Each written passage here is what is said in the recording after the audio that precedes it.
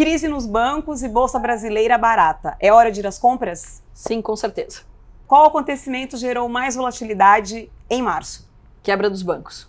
Ações das varejistas. Oportunidade ou furada? Oportunidade. O que o mercado espera do novo arcabouço fiscal? Que resolve inflação e taxa de juros.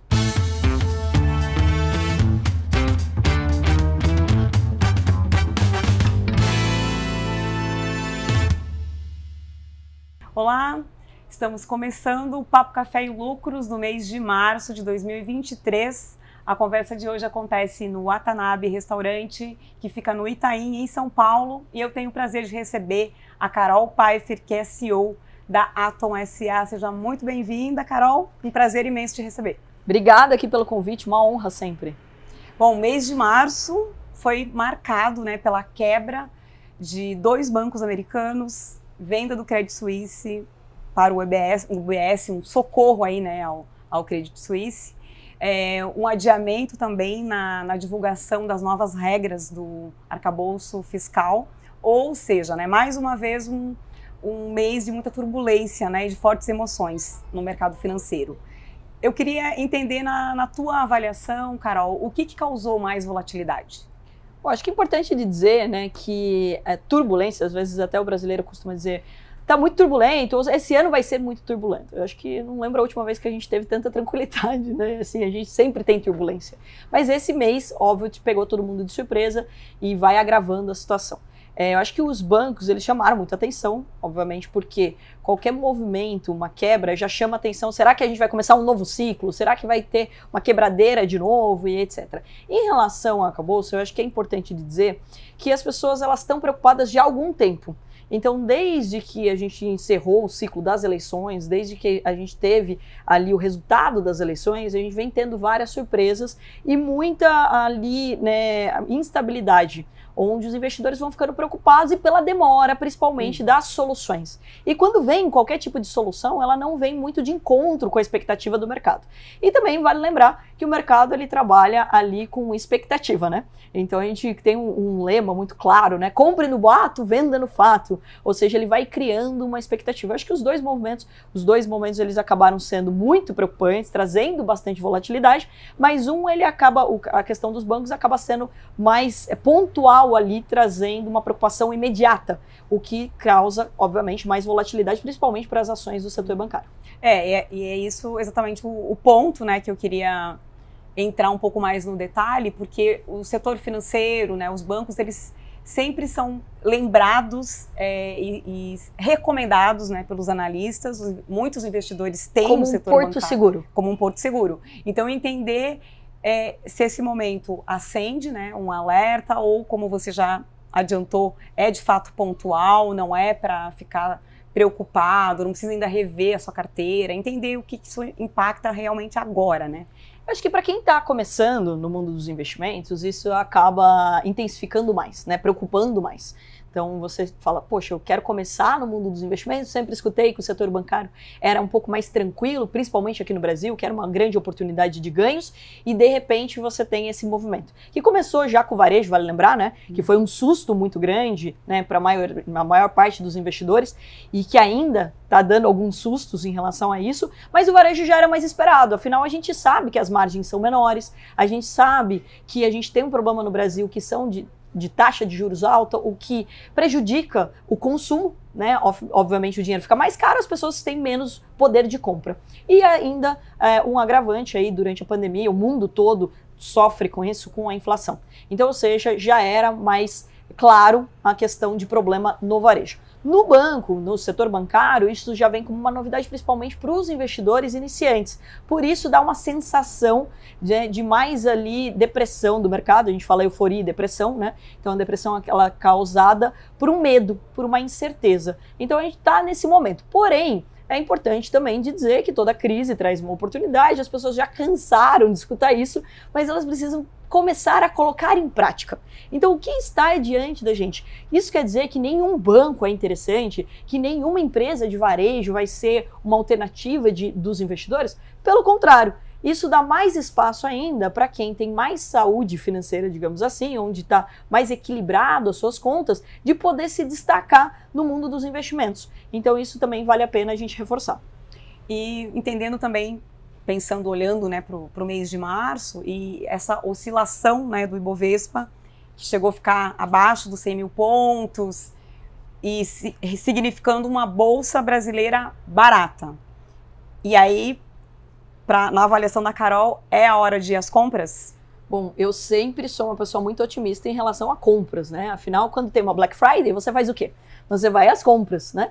E como que você seleciona qual é a melhor compra? Então, se você vai ter a famosa Black Friday, por exemplo, você não vai comprar na lojinha da esquina que você não tem nenhum conhecimento sobre a marca, você não tem nada ali, né, muito duradouro. Você vai escolher as grandes marcas, você vai escolher, por exemplo, para comprar uma TV, você vai escolher alguma que já tem uma credibilidade, já tem um histórico. E a mesma coisa no mundo dos investimentos. Quando você tem uma oportunidade por causa de uma crise, por causa de uma queda brusca dos preços, é importante que você selecione na tua carteira empresas mais saudáveis, e daí entra a importância também da análise fundamentalista. É até legal de falar sobre isso, né, porque todo mundo me vê muito como trader, day trader, né, e esquece que a gente também faz uma análise do balanço das empresas, também monta a posição e etc.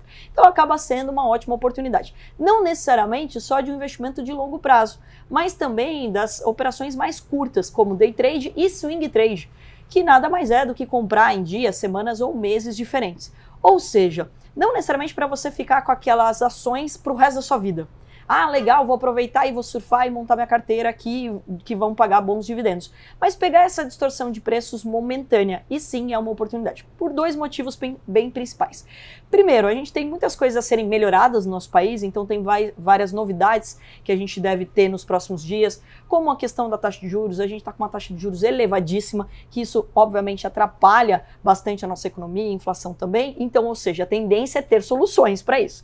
Não dá para se manter nesse patamar. Então existe uma expectativa de um otimismo. Também vale lembrar que a gente está muito barato em relação ao resto do mundo. Então o investidor também tem que lembrar que, melhorando as coisas, a gente deve ter uma nova entrada de capital estrangeiro. Mesmo ainda trazendo muita insegurança por causa da política, a gente ainda está muito destoando em relação aos preços do mundo, principalmente por causa da diferença cambial. Então sim, é um bom momento, principalmente para aquele investidor que está começando, a colocar o pezinho na água, começar a fazer suas compras, entender um pouco dessa oscilação do mercado e surfar isso um pouco mais a longo prazo.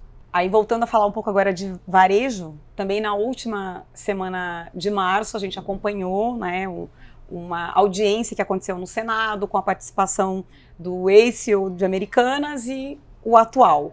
E aí entender se isso trouxe, de certa forma, mais algum elemento, e entender como que a gente pode olhar também para as ações do varejo, se dá para separar algumas coisas interessantes, pensando assim no setor. Pô, eu acho que sempre dá, né, para a gente olhar, não dá para generalizar demais. Ah, nunca mais vou olhar para o varejo e eu não vou colocar nada, nem R$1 em varejo. Eu acho que é importante dizer que sim, ele trouxe uma insegurança muito grande, porque, de novo, nada que se existe uma expectativa e aquilo não se cumpre, né? E daí, obviamente, as pessoas acabam tomando outro rumo, e foi o que aconteceu. Então a gente tinha ali uma expectativa de que não que o varejo estivesse muito bem, obrigado, mas não que fosse aparecer algo tão grave. E que daí chama atenção para que se isso está acontecendo em outras empresas, e se existe toda, né, uma fiscalização bem feita, etc. Claro, credibilidade dos balanços, credibilidade da fiscalização da própria bolsa, enfim, entender, né, essa dinâmica toda, né? Liga um alerta para todo mundo, porque se alguém fez alguma coisa que coube, né, algum movimento inesperado do mercado, outras podem estar vivendo a mesma situação. Então traz esse tipo de instabilidade para o mercado. Agora também vale lembrar que o varejo sofreu bastante e sofre em relação à taxa de juros, como já falei, inflação e etc. Porém, a gente também tem algumas medidas que vão precisar ser tomadas, né? Então, essa mesma que a gente estava falando agora sobre o arcabouço fiscal, a gente tem ali, ele se substitui o teto dos gastos, a gente está falando de alguma medida para melhorar a situação do varejo propriamente dito. E daí, o que pode ser um pouco mais seguro? Então eu acredito, por exemplo, em shopping centers, né? Então você tem dentro do setor, dentro do segmento de varejo, uma certa, não tranquilidade, mas um pouquinho mais de segurança do que propriamente os grandes magazines, por exemplo. Então, por quê? Uma previsibilidade maior. Exato. E uma oportunidade porque sofreu junto. Sim. Então, ou seja, teve uma distorção de preço junto, afinal, o segmento inteiro, a bolsa inteira sofreu. Então, claro, dentro do setor e do segmento, você tem como ter um pouquinho mais ali de segurança nesse específico, né? E por quê? Também vale lembrar porque dentro dos grandes shoppings tem as grandes marcas, que acabam trazendo um pouco mais de segurança para o mercado e também lembrando, né, uma lição aí do mercado financeiro, a diversificação. Então, dentro do shopping center, você tem várias opções ali de troca, etc., uma gestão ali que pode ajudar bastante o investidor. Carol, você já tem uma trajetória aí longa, né, no mercado financeiro, enfim, todo um trabalho também, né, como trader, né, também como empreendedora, né, ajudando aí a trazer muitas coisas para a educação financeira. Tem, imagino que muitas histórias, mas queria que você compartilhasse alguma história que tenha marcado aí a tua trajetória e que você acha que é interessante de compartilhar. Bom, é muito legal de contar, né? Teria pelo menos uns 10 dias para a gente contar de histórias do mercado. Mas o legal, e até o momento que a gente está vivendo, ele é muito favorável para o trader, né? Porque ele traz volatilidade, e essa volatilidade que a gente gosta. Então também... É um combustível, né? Tem um combustível, né? E você tem uma chance de fazer um dinheiro mais rápido quando existe volatilidade. Então, óbvio, né, que você pega alguns países onde eles são muito previsíveis, você não tem grandes distorções de preço, você não vai ter uma ação que vai subir 10% no dia, por exemplo. Então é muito interessante de dizer que essa volatilidade do mercado traz isso. E tem algumas situações, mas eu lembro em uma particular que foi bem engraçada, eu sempre operei lado a lado com meu irmão. E a gente tinha um escritório bem pequenininho e tal, e a gente estava operando Petrobras na época, e saiu uma expectativa, na verdade a gente não sabia o que ia sair, né, o mercado ele sempre reage antes, e as ações da Petrobras do nada começaram a valorizar pra caramba.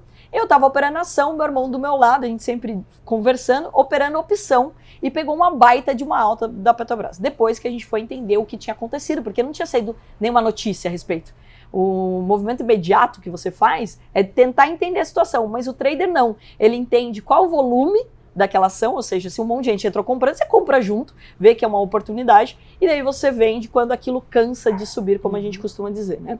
E o que tinha acontecido era que saiu uma notícia ali, alguém falou numa palestra que tinha uma expectativa do poço recém-descoberto ser maior de todos da Petrobras, ou seja, gerou uma expectativa no mercado, um monte de gente saiu comprando como se aquilo fosse uma informação, e é claro que depois teve uma fiscalização em relação a isso, que daí não vem ao caso, mas é legal de ver como o mercado reage às notícias. E como muitas vezes o brasileiro não dá importância para essa volatilidade. Para mim foi bem marcante, mais marcante ainda, que o meu irmão estava mais agressivo do que eu, ganhou mais dinheiro do que eu ali do meu lado, mas operando o mesmo papel. Muito obrigada, Carol. Eu que agradeço. Até a próxima. Até a próxima.